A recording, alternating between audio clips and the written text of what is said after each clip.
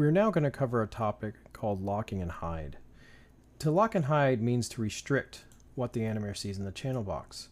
So in other words, this chest control is only meant to be rotated, so the only rotation channels are visible. The translation for the IK is only visible here. Same thing for the pull vector, because IK controls are typically translated. And here we have our IK. Now this one actually does have our translates and rotates visible. So we would want to actually lock and hide this. How do I do that?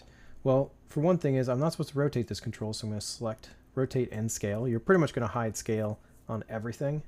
And I click, right click, and I say lock and hide.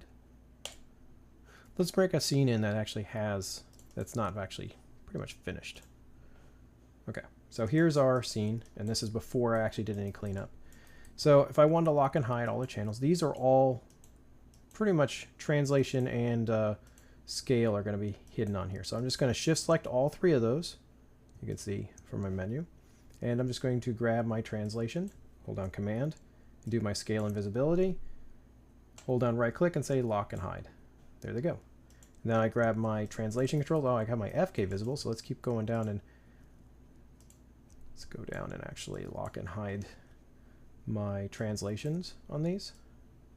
And visibility, and say, whoops, lock and hide. I did not get my translation in there. And it is locking and hiding on multiple channels, on multiple controls that are selected. And now I can switch over to IK mode. There we go. And I can select my channels like that. And I could just say, hey, rotate and scale, go away. Yeah, and there we go. Now, what happens if I accidentally locked a channel that I need back? Or better yet, I need to actually do something like freeze transforms on something or do some work.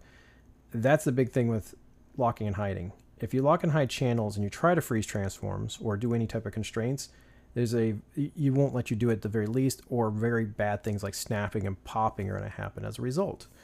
So how do I bring them back? Well, let's say I wanted to bring back this control and I wanted to say I want the channels. So I go to edit and I go into our channel control. Now, this is not my favorite menu inside of Maya.